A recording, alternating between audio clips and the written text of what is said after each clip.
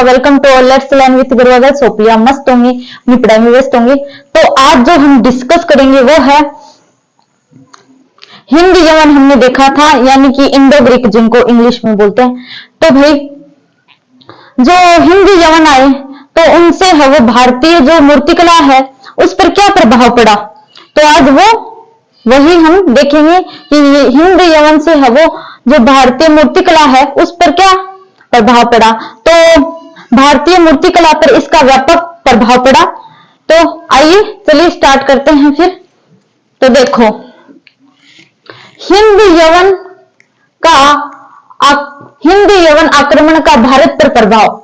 हिंद यवन आक्रमण का भारत पर क्या प्रभाव पड़ा। तो ये आपके लिए है वो इंडियन जो कल्चर है उसमें भी इंपोर्टेड होने वाला है। तो ये इंडियन कल्चर हो जाएगा हमारा। तो आज हम देखेंगे गांधार शैली और जो मथुरा शैली है वो देखेंगे। तो देखो हिंद यवन आक्रमण का भारतीय मूर्तिकला पर क्या प्रभाव पड़ा। अब देखो भारतीय मूर्तिकला की गांधार शैली, भारतीय मूर्तिकला की गांधार शैली यूनानियों की ही देन है। जो भारतीय मूर्तिकला की जो गांधार शैली है वो यूनानियों की देन है, यानी कि यूरोप की देन है, यूनानियों की देन है। क्योंकि जो हिंद यवन आए उनके द्वारा ही ये विकसित की गई, इसको विकास किया गया। जो कि भारतीय मूर्तिकला और यूनानी मूर्तिकला का सम्मिश्रण है। जो कि जो भारतीय मूर्तिकला है और जो यूनानी मूर्तिकला है इन दोनों का सम्मिश्रण है। कौन सी कला? जो अपनी गांधार शैली है। तो गांधार शैली है वो यूनानियों की ही देन है, यूनानियों की ही देन है। जो कि भारतीय मूर्तिकला और यूनानी है उनकी दोनों का सम्मिश्रण है, दोनों का सम्मिश्रण है। गांधार कला की जो विषय वस्तु है वो है भारतीय। तो जो गांधार कला की विषय वस्तु थी वो थी भारतीय, जैसे बुद्ध की मूर्तियां बनाई गई।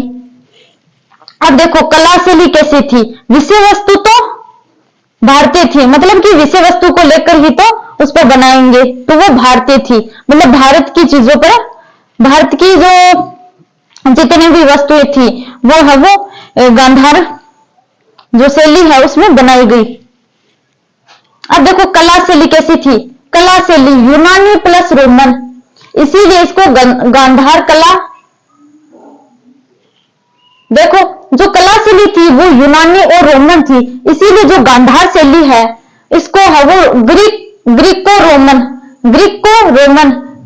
बुद्धिस्ट या हिंदू यूनानी कला कहा जाता है। तो ये इसके अन्य नाम हो गए, क्योंकि ये यूनान और रोमन का मिश्रण थी, यूनानी प्लस रोमन।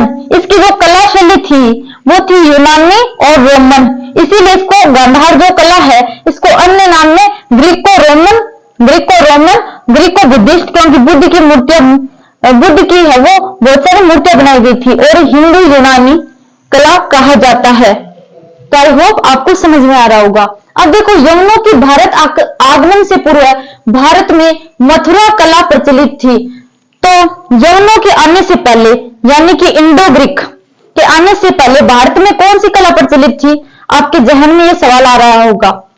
तो हिंद यवन या इंडो ग्रीक के आने से पहले भारत में मथुरा कला प्रचलित थी, जिसमें मूलतः भगवान बुद्ध की मूर्ति बनाई जाती थी, जिसमें मूलतः है वो भगवान बुद्ध की मूर्तियां बनाई जाती थी।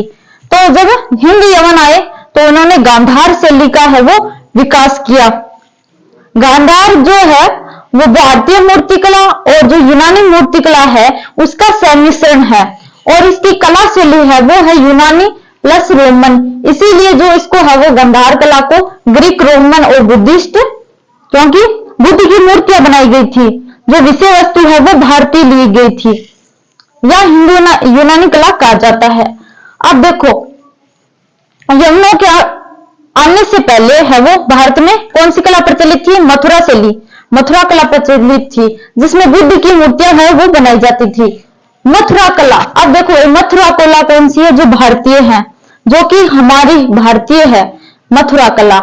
अब देखो, आध्यात्मिक पक्ष पर अत्यधिक महत्व दिया जाता था, जबकि शारीरिक बनावट सुंदरता के पक्ष पर विशेष ध्यान नहीं दिया जाता था। जो मथुरा कला थी तो वो है वो उसमें आध्यात्मिक पक्ष पर है वो अत्यधिक बल दिया जाता था। उसमें सुंदरता पर इतना जितना सुंदरता पर इतना बल नहीं दिया जाता था, जबकि आध्यात्मिक पक्ष पर है वो ज्यादा ध्यान दिया जाता था। जैसे कि महात्मा बुद्ध को है वो महात्मा बुद्ध की जो मूर्तियां हैं उनमें उनको शांत रूप में दिखाया गया है, आध्यात्मिक रूप में ज्यादा बल दिया गया है, जबकि जो शारीरिक रूप से बनावट है वो उस पर कम ध्यान दिया गया है।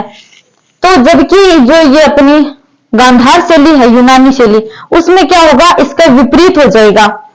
अब देखो, यूनानी कला अथवा ग्रीक, तो इनमें कंफ्यूजन नहीं होना है, यूनानी कला और ग्रीक एक ही है।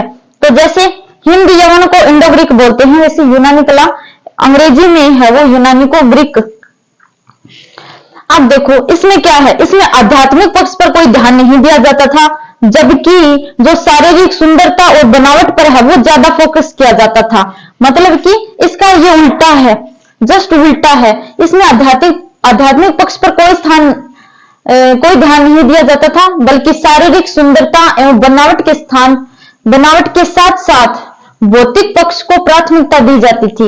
मतलब कि इसमें आध्यात्मिक पक्ष का कोई रोल नहीं था, आध्यात्मिक पक्ष पर कोई ध्यान नहीं दिया जाता था, जबकि जो शारीरिक बनावट थी और शारीरिक बनावट के साथ साथ भौतिक पक्ष पर है वो ज्यादा ध्यान दिया जाता था। इसमें भगवान जो बुद्ध की मूर्तियां बनाई गई, जो यूनानी कला है, इसमें भगवान बुद्ध की है वो मूर्तियों को जो मसल्स है, हमारे मांसपेशियों पर है वो ज्यादा फोकस किया गया है, उनके मसल्स है वो ज्यादा दिखाए गए हैं। चेहरा बहरा और बाल है वो घुंघराले और मसल्स है वो मोटे दिखाए गए हैं। तो दूसरे शब्दों में गांधार कला यथार्थवादी है और मथुरा कला है वो आदर्शवादी है। तो दूसरे शब्दों में एक छोटी सी फॉर्म में बताऊं तो जो गांधार कला है वो यथार्थवादी है, जबकि जो हमारी मथुरा कला है वो है आदर्शवादी। अब देखो, गांधार कला की विशेषताएं कौन कौन सी है। मानव शरीर की सुंदर रचना तथा मांसपेशियों का सूक्ष्म अंकन। तो देखो, मानव शरीर की सुंदर रचना, गांधार शैली की विशेषता देखो, मानव शरीर की सुंदर रचना तथा जो मांसपेशियां है उनका सूक्ष्म अंकन किया गया है, मतलब मांसपेशियों पर ज्यादा बल दिया गया है। बात यह है। अब देखो, शरीर पर पारदर्शी वस्त्रों का सिलवटों के साथ प्रयोग। अब देखो, शरीर पर है वो पारदर्शी वस्त्र है वो पारदर्शी वस्त्र है उनका सिलवटों के साथ में दिखाया गया, प्रयोग किया गया है। तो जो मूर्तियों पर है वो पारदर्शी वस्त्रों का सिलवटों के साथ प्रयोग। यवनों के आगमन के बाद भारत की मथुरा कला और यूनानी मूर्ति कला का सम्मिश्रण से गांधार कला का विकास हुआ। ये बात जो हमने पहले की थी वही बात है कि यवनों के आगमन के बाद, मतलब हिंद यवन के आगमन के बाद ही जो मथुरा कला है हमारी, जो पहले से प्रचलित थी, और यूनानी मूर्ति कला का सम्मिश्रण हुआ और उससे एक नई कला का है वो विकास हुआ, जिसे गांधार कला कहा जाता है। मतलब कि हिंद यवनों के आने के बाद जो भारतीय मूर्ति कला थी, यानी कि मथुरा कला, और जो यूनानी मूर्ति कला थी के सम्मिश्रण से गांधार शैली का है वो विकास हुआ। अब देखो, क्योंकि गांधार यवनों के शासन का प्रमुख भारतीय भूभाग था, क्योंकि जो हिंद यवन थे उन्होंने गांधार महाजनपद था ना, तक्षशिला, तो मैंने बताया था डेमेट्रियस ने वहीं पे शासन किया था, डेमेट्रियस। फिर उसको मारने के लिए सेल्यूकस चतुर्थ का सेनापति आया था, यूक्रेटाइडिस, तो वो भी तक्षशिला को जीतता है और वहां पर शासन करता है। तो जो हिंद यवनों का प्रमुख केंद्र था वो था तक्षशिला, और तक्षशिला की राजधानी थी गांधार। तो क्योंकि गांधार यवनों के शासन का प्रमुख है वो भारतीय भूभाग था और इसी क्षेत्र में इस कला का विकास हुआ, इसीलिए इस कला को गांधार नाम से जाना जाता है। क्योंकि जो हिंद यवन है उन्होंने गांधार क्षेत्र पर है वो, गांधार भूभाग पर है वो अपना शासन स्थापित किया था, इसीलिए जो यहाँ पर कला पनपी उसको गांधार शैली के नाम से जाना जाता है। क्योंकि तक्षशिला की राजधानी क्या थी भाई? गांधार। तो गांधार इस क्षेत्र में इनका है वो हिंद यवनों का शासन स्थापित हुआ, जिसके बाद ही गांधार शैली का नाम है वो रखा गया, गांधार शैली इसका नाम रखा गया, इसीलिए इसको गांधार शैली के नाम से जाना जाता है। गांधार कला में निर्मित, गांधार जो कला है उसमें निर्मित बुद्ध की मूर्तियां, यूनानी जो देवता है अपोलो, अपोलो ये ध्यान में रखना, यूनान के फेमस देवता है वो ये। देखो गांधार कला में निर्मित जो बुद्ध की मूर्तियां है वो यूनानी देवता अपोलो के समान प्रतीत होती है। क्योंकि जो ये थे यूनानी, इन्होंने क्या किया, विषय वस्तु है वो भारतीय रखी थी, भारतीय विषय वस्तु रखी। तो भारतीय जो बुद्ध थे, महात्मा बुद्ध थे, उनकी मूर्तियां है उन्होंने जो अपने देवता है अपोलो उनके समान है वो प्रतीत होती है, उनकी जैसी बनाई। मतलब कि जो महात्मा बुद्ध की मूर्ति है वो यूनानी देवता अपोलो के समान प्रतीत होते हैं। क्योंकि ये तो अपने जो यूनानी शैली है उसी में बनाएंगे, तो इनके देवता थे अपोलो, तो वो है वो जो महात्मा बुद्ध की मूर्ति है वो अपोलो के समान प्रतीत होती है। जाहिर सी बात है इनकी शैली गांधार है जो कि यूनानी है, जो मतलब यूनानी शैली में ये बनाएंगे, तो अपोलो के समान है वो महात्मा बुद्ध की मूर्ति है वो प्रतीत होती है। अब देखो गांधार कला में बुद्ध प्रभाव तो आता ही है। मान लो हम जाए वहां पर अमेरिका में, यूरोप में, यूनान में चले जाएं मान लो, तो हम जो यहाँ का हुनर है, हमें कुछ भी आता हो, मान लो कोई लैंग्वेज है, भारतीय लैंग्वेज हिंदी है, तो हम जाहिर सी बात है कि जो हिंदी बोलते हैं वो हिंदी बोलेंगे। ऐसा तो है नहीं कि यूनान की जो भी भाषा है वो सीख जाएंगे जल्दी से, नहीं सीख पाएंगे ना, तो हम वहां पर जाकर वही भाषा बोलेंगे जो हमें आती है। तो यही बात थी, चाहे हम बाद में हो सकता है कि हम वहां की जो लैंग्वेज है या फिर जो वहां का कल्चर है वो सीख जाए, लेकिन जब जाएंगे तो करंटली हम वही चीज करेंगे। तो यही हो रहा है कि ये है वो यूनानी है जो कि भारतीय क्षेत्र जो तक्षशिला था, गांधार था, इस पर है वो अपना शासन स्थापित करते हैं और एक नई शैली जिसका नाम गांधार शैली रखते हैं, क्योंकि गांधार क्षेत्र पर इनका है वो वर्चस्व था, सत्ता थी। तो जो मूर्ति है वो भी महात्मा बुद्ध की जो यूनानी देवता है अपोलो के सामने समान है वो प्रतीत होती है। अब देखो गांधार कला में बुद्ध प्राय घुंघराले बाल, अब देखो जो गांधार कला में है वो बुद्ध प्राय घुंघराले बाल तथा मूछ, ललाट पर अरना, भोरी, सिर के पीछे पर्दा मंडल, जो होता है ना पर्दा मंडल, पीछे से एक चक्र दिखता होगा आपको, येलो कलर का एक पीछे से जैसे सूर्य की किरणें निकल रही हो तेज, ऐसे है वो पर्दा मंडल महात्मा बुद्ध की जो मूर्ति के पीछे।